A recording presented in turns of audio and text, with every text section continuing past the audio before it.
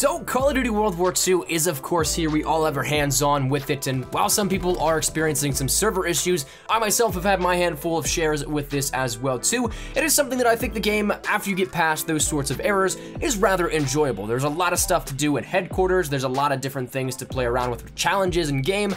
Weaponry I love absolutely to the end of time and back. I think that this game itself is just a tremendous amount of fun. It's the first time I've had in a long time that I've actually been away from my desk and my PC and my console, and I've just thought to myself, man, I want to get back to playing COD. That's the first time it's happened in ages, so I'm incredibly happy with this game thus far for what I can play. Again, those server issues are kind of an interesting little bug and error that is kind of annoying, but nonetheless, once we get past that, I think it's a lot of fun. But while we have a lot of stuff on our plates for Call of Duty World War II at the launch right now, via trying to find class setups, different cool things and Easter eggs and headquarters, ranking up, all that kind of stuff, one thing that a lot of people may not remember is that there's actually a lot more stuff that was in the beta game files for Call of Duty World War II that we all thought was going to be a part of the launch game, and that's something that we haven't actually seen all of that come yet. Now, the big scandal with this right before the launch of the game was that there was that trailer that came out that showcased the season pass, and of course then it gave the dates and not information, but basically when we could expect DLC 1. And from that, everybody deciphered that some of the stuff was actually pulled from the real game and then put into DLC 1.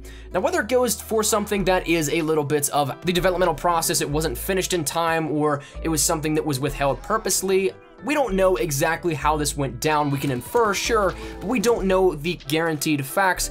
But that said, that leads me into the topic of this video, because there's actually a lot of different cut maps and cut weapons from Call of Duty World War II. So while I can't showcase any video or gameplay or images of this kind of stuff, because stuff in game code is still intellectual property and therefore can be subject to copyright, it's something that I can still talk about it, give you guys the little details, the discussion of this, and we can talk about what this means, where they could come from if we see them in the future, and the general ideology behind all of it. So that said, in this one, I want to talk to you guys about 3 cut maps and the 9 cut weapons from Call of Duty World War II multiplayer. So that said, let's start out with some maps, because a lot of people really will jump on board with the 9 maps in multiplayer is not enough, and that's something that, while for strictly multiplayer modes like TDM, Domination, Hardcore, and everything, it definitely is a very low number compared to what we had. But when you take a look at multiplayer as a broad overview, we still actually do have 12 maps within multiplayer, because war is encompassed in that, and there's 3 war-specific maps for multiplayer as well that brings the grand total to 12, which is right around the normal standard number for every single game. The only breakaway and weird thing is that, once again, there's specific maps only to one game mode. So take that how you will, but out of the game code that was found here, there is the maps called Wolf's Lair, Paris, and Castle. Now, having seen some of these images, it is something you can decipher some of the information behind all this kind of stuff.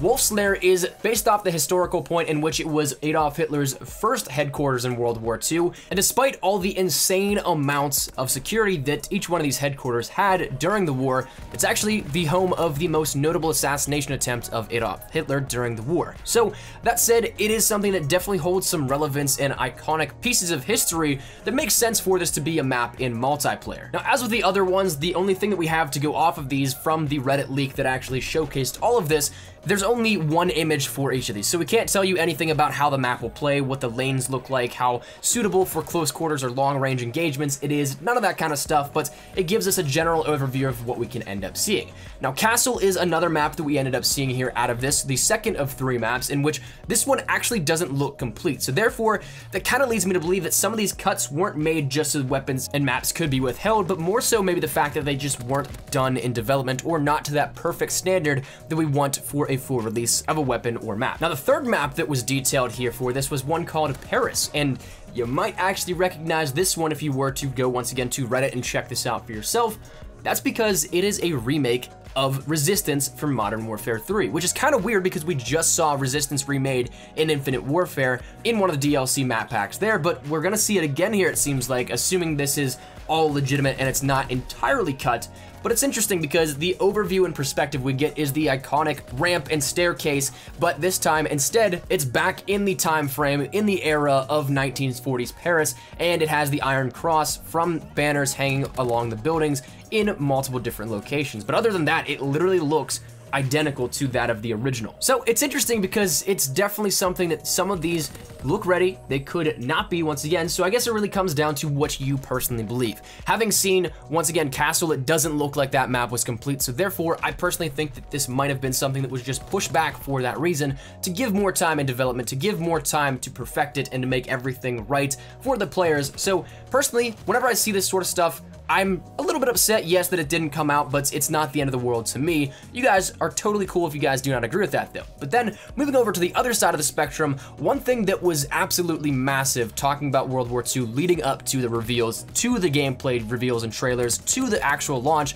moving across that span of time of about 8-9 months or whatever it's been since we first got the first leaks and teasers of World War II, weaponry was something that was a huge deal for a lot of people because there's so many iconic weapons within World War II that could have ideally been in the game, and there's a lot of things that a lot of people think should be there but are missing. And some of those actually might come back to this weapon leak list that has come out. Now, I can almost guarantee you how this is gonna go down, how these weapons that were cut will make their way back into the game. Because while once again at the base of the game, there is pretty much a subset standard number of weapons that we can put in for each without overwhelming a player base and deterring anybody from using a specific weapon or anything like that. And while maybe from an outside perspective, it might not look like that's the greatest idea, it's something that follows suit every single year and doesn't overwhelm players in that regard. So it's something that every year they start out with that base weapon number, and previously we only saw those weapons coming in. It would be the full list, but as of recent years,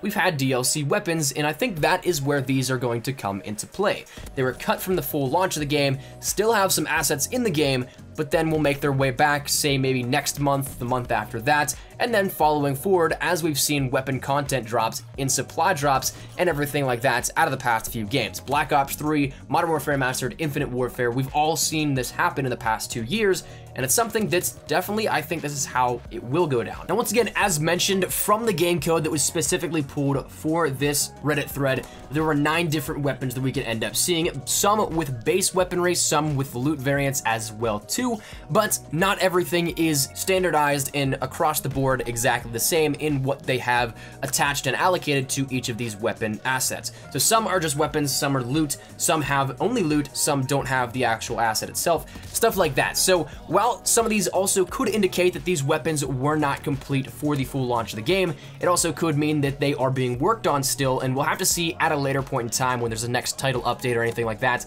If somebody dives back into the game code and there's progress that has been made, that's pretty much a sure thing that there will be DLC weapons in supply drops at that point, or perhaps even like the Infinite Warfare system, since there are variants that season pass holders will be able to get them for free, or you'll be able to do a contract or challenge like that, other things like that. But nonetheless, the weapons that have been listed are the Arsaka, the Beretta 30 LMG, the Enfield No. 2 pistol, the Gewehr 43, the P38, the Type 5, the Trench Knife, and the Sten. Now, some of these are definitely iconic weapons that a lot of people really thought were coming to the game itself, but some of these also you might not hear of as commonly, but they're still weapons that were era specific, that did have a hand in the war, and of course, could be weapons that are viable options to come into the game. So that said, we have a bunch of stuff still on the table that could end up working. And once again, as I mentioned, I definitely think that these will be supply drop variants and weapons and everything like that. So enjoy cosmetic only while it lasts, as much as it kind of pains me to say that, but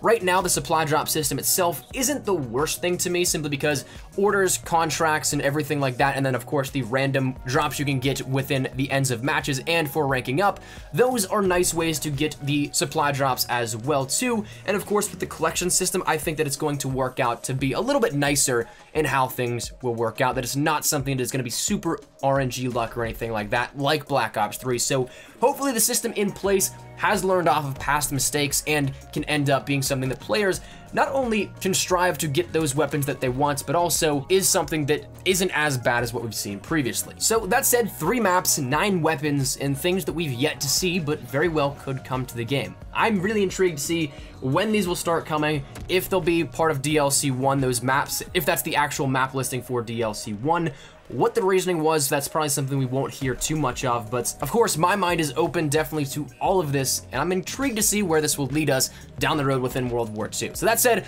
that's where we're gonna turn it over to you guys. What do you think? 3 maps, 9 weapons, what are your thoughts? Let me know your thoughts down there in the comment section down below. Is there one that you wanna see in specific? Maybe if you wanna see another weapon added in. Once again, hopefully Season Pass or Challenge will allow you to unlock it without having to get it out of supply drops, but one can hope.